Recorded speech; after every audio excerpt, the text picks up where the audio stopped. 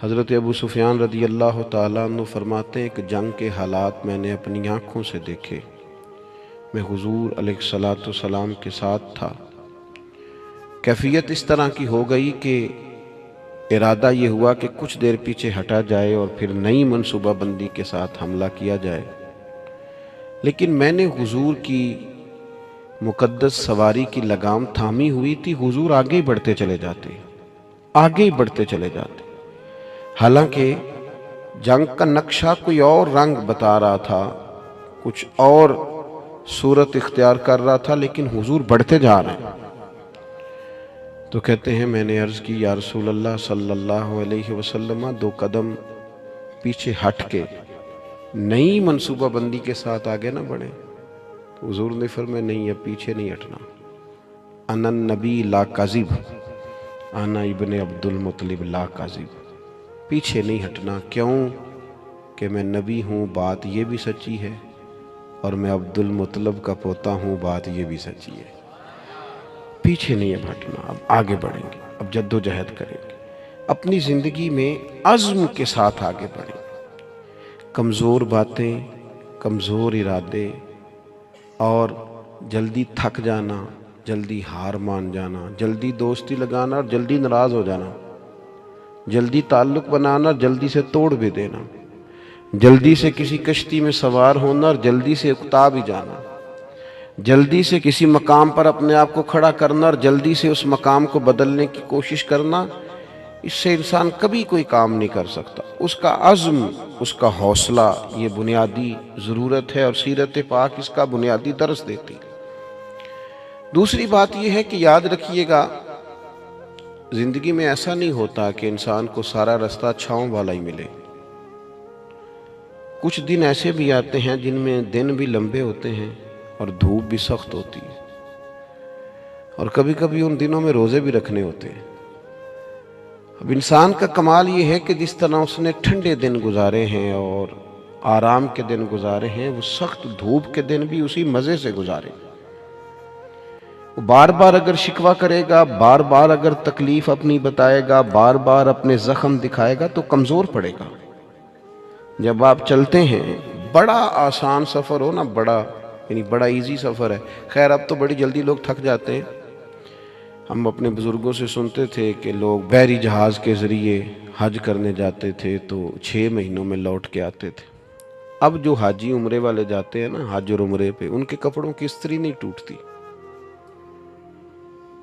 غریب آدمی بھی جو حیثیت نہ بھی رکھتا ہو، وہ بھی ایئرپورٹ پہ جب جاتا ہے نا، عام دنوں میں تو بس پہ بھی لاہور چلا جائے گا، ایئرپورٹ پہ جاتے ہوئے گاڑی میں جاتا ہے، اور وہاں سے آپ فلائٹ میں بیٹھتے ہیں، 4 گھنٹے کی فلائٹ ہے، کھانا آپ کی ٹیبل پہ آتا ہے، پانی آپ کی ٹیبل پہ آتا ہے، نیچے اترتے ہیں، صاف ستھری جگہ ہے، اے سی لگا ہوا ہے، اگر تھوڑی دیر انتظار بھی کرنا ہے تو ایک اچھی جگہ، ویٹ کیا آپ نے، امیگریشن کے بعد آپ باہر نکلے تو آپ کی گاڑی موجود ہے، اور وہاں جا کے آپ کو بندوبست نہیں کرنا، کمرے آپ کے طے ہیں، ہوٹل کا ووچر آپ کی جیب میں ہے۔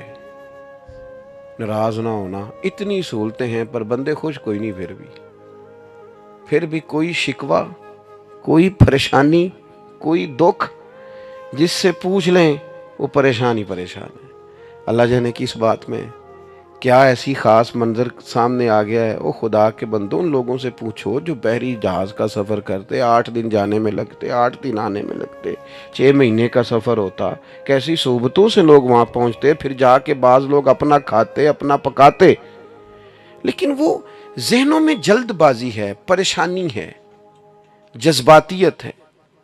وہ جو ایک قرار بندہ مومن کی شان ہے کہ یار دکھ آ ہی جاتا ہے، زندگی ہے، کبھی سر درد ہو ہی جاتا ہے، کبھی جہاں سے روز پیار ملتا ہے، کبھی جھڑکیاں ملی جاتی ہیں، تو آ جاتے ہیں حالات اوپر نیچے، لیکن اس میں اتنا گھبرا جانا، لیکن دکھ آتے۔ حضور کی سیرت پاک کو آپ پڑھیں، بڑا وفا والا ساتھ دیا سیدہ خدیجہ الکبریٰ نے، لیکن وہ وصال کر گئیں۔ 1 سال محبوب نے اس سال کو غم کا سال کہا جب ان کا وصال ہوا، وہ پردہ فرما گئی۔ یہ ایک بڑا گہرا بظاہر صدمہ تھا، لیکن حضور نے کسی جگہ تبلیغ کو نہیں روکا، وہ سفر چلتا رہا. محبوب مدینہ طیبہ تشریف لائے. حضور علیہ السلام کے صاحبزادے محبوب کی گود میں وصال فرما گئے. اور پھر جب حضور مدینہ طیبہ آئے، بدر کے لیے جب حضور تشریف لے جا رہے تھے تو صاحبزادی شدید علیل تھیں جو حضرت عثمان غنی رضی اللہ تعالیٰ عنہ کے عقد مبارک میں تھی. لیکن حضور اسی حالت میں تشریف لے گئے اور جناب عثمان غنی سے کہا کہ آپ رکیے، بیٹی کی دیکھ بھال کیجیے. جب محبوب واپس آ رہے تھے نا، بدر کی فتح ہوئی، تاریخی فتح، لیکن اس فتح کے ساتھ ایک گہرا غم بھی شامل تھا، اس لیے کہ کریم واپس آئے تو حضرت عثمان غنی حضور کی صاحبزادی کو تدفین کر کے مزار میں اتار کر واپس آ رہے. یہ ایک گہرا صدمہ محبوب پاک کو بظاہر پھر دیکھنے کو ملا. لیکن سفر جاری ہے، تبلیغ جاری ہے، جہاد کا کام جاری ہے. اور جناب خیر ہے آپ کی طبیعت ٹھیک نہیں رہتی تو وہ میری طرح کے بندے آگے سے تو کی دسی ہے گامی لے گئے میں وہ فلانی چیز. وہ چھوڑ یار، یہ زندگی کے ساتھ ہیں. سکھ بھی تو بیان کرنا جو اللہ نے عطا فرمائے، آسانیوں کا بھی تو ذکر کرنا جو مالک نے دی ہیں. دکھ بھی آئی جاتے ہیں، دکھ قبول محمد بخشا راضی رہن پیارے. لیکن یہ کمزوری دکھانا اور کہنا جی مجھے دکھ لے گئے اور ہر وقت کی پریشانی، ساری زندگی تندرستی دیکھی اور ذرا بیماری آئی ہے تو اسے دماغ پہ سوار کر لینا، ذرا تکلیف آئی ہے تو اسے پوری طرح اپنے ذہن میں بسا لینا اور ساری تندرستی کو بھول ہی جانا اور معاذ اللہ مایوس باتیں کرنا، یہ حضور علیہ السلام کی مقدس سیرت پر چلنے والوں کا طریقہ نہیں ہے. حضور علیہ السلام نے یہ بدر کی بات کی. احد میں جو حضور کی مقدس کیفیت تھی نا، وہ بھی بڑا دل کو غمزدہ کرتی ہے. محبوب کے پیارے چچا شہید ہوئے حضرت امیر حمزہ.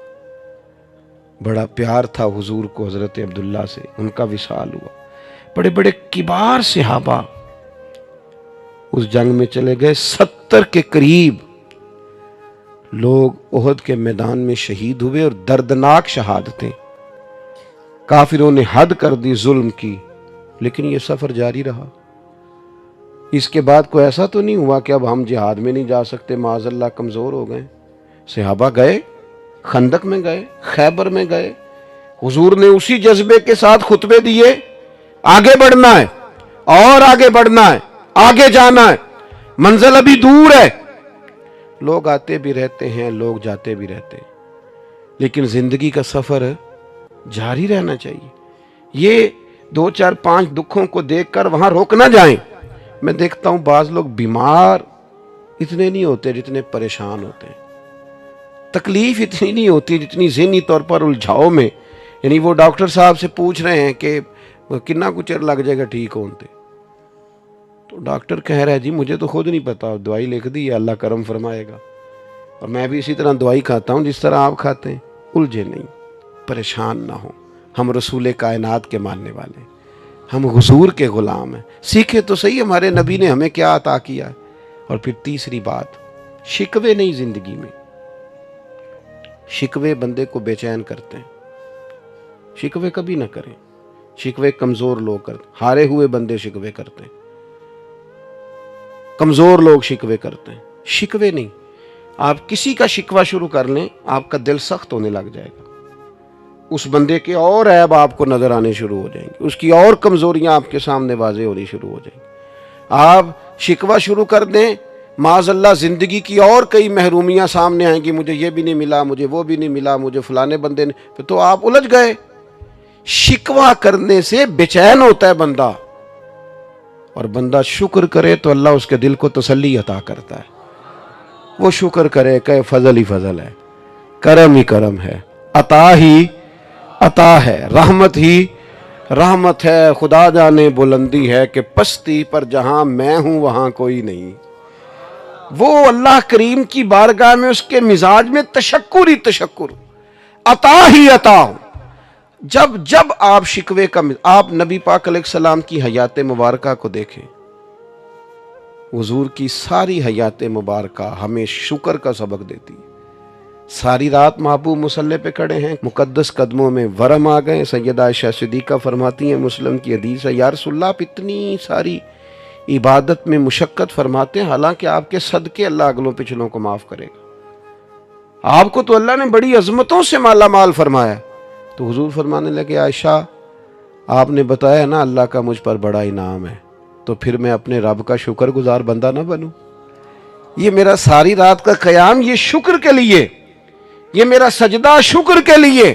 اور حضور علیہ السلام کی ایک طویل حدیث ہے، اس میں حضور نے فرمایا لوگوں مجھے اللہ نے اپنا حبیب بنایا ہے، میں فخر کے ساتھ نہیں کہتا، قیامت کے دن سب سے پہلے میں ہی سفارش کروں گا اور میرا رب میری سفارش کو قبول کرے گا، میں فخر کے طور پہ نہیں کہتا۔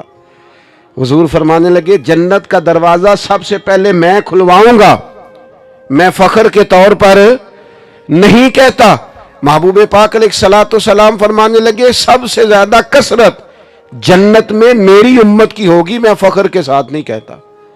فرمایا میں مقام محمود پہ رب مجھے کھڑا کرے گا، میں فخر کے طور پر۔